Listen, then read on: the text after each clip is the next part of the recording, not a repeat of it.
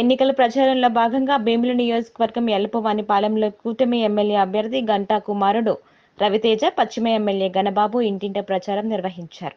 ప్రచారంలో పాల్గొన్న మహిళలు హారతులు, పూలదండలతో స్వాగతం పలికారు. ప్రజలు టీడీపీ పార్టీ పైన తనపై చూపిన ఆదరాభిమానాలు చూసి ఒక్కసారిగా అక్కడ ఉన్న తీన్మార్, డప్పులు, పులి వేషగాల మధ్య డాన్స్ చేసి సంతోషం వ్యక్తపరిచారు. ఈ సందర్భంగా రవితేజ మాట్లాడుతూ జగన్ ప్రభుత్వం చేసిన రాజకీయాలు, సంక్షేమ పథకాలు ప్రజల ముందు ఎండగట్టారు. ఇవి కాకుండా జగన్ ప్రభుత్వం చేస్తున్న ల్యాండ్ యాక్ట్ చట్టం మన ప్రభుత్వం అధికారంలోకి రాగానే రద్దు చేస్తుందన్నారు. ఆస్తి పన్ను 15% పెంచి బాదుడే నిత్యావసర వస్తువుల ధరలు పెరిగిపోయినాయి. పెట్రోల్, డీజిల్, గ్యాస్ 3 కూడా పక్క రాష్ట్రాల కంటే 10. అలాగే వేదిక మీద పెద్దలందరికీ, అలాగే పశ్చిమ నియోజకవర్గం గణబాబు గారికి స్వాగతం, సుస్వాగతం.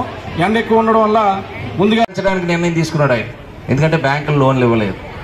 ఇప్పుడు బ్యాంకులు లోన్లు ఇవ్వలేదు, నీ పరిమితి పెరిగిపోయిందంటే మన విశాఖపట్నంలో భూములన్నీ తనఖా పెట్టేస్తున్నాడు. గోపాలపట్నం రైతు బజార్ కూడా పెట్టేశాడు, పాలిటెక్నిక్ పెట్టేశాడు, కేజీహెచ్ పెట్టేశారు, కలెక్టర్ ఆఫీస్ పెట్టేశారు. అంటే ఈరోజు ఆదాయం సృష్టించడం రాలా, సంపద సృష్టించడం రాలా. వచ్చే సంపద వాళ్ళ జోబుల్లోకి వెళ్తుంది. కొత్తగా పెట్టుబడులు ఏవి కూడా రప్పించలేకపోయారు. కాబట్టి ఇవన్నీ ఈ భారం అంతా మన మీద పడుతుంది. రాష్ట్ర భవిష్యత్తు నాశనం అవుతుందని చెప్పి, యువత భవిష్యత్తు నాశనం అవుతుంది.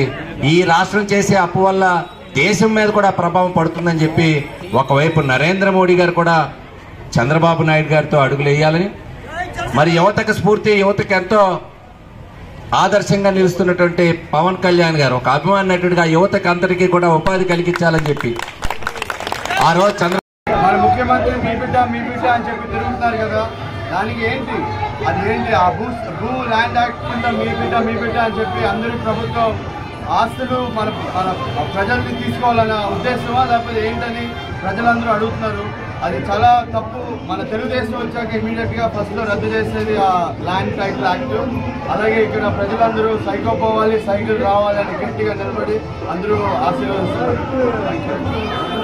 మన కూటమి అభివృద్ధి ఎప్పటికీ రాష్ట్రానికి ముఖ్యం. సో మీరందరూ ఆశీస్సులు పవన్ కళ్యాణ్ గారికి, చంద్రబాబు నాయుడు గారికి, అలాగే మన బీజేపీ పెద్దలకి అందరికీ ఉంది.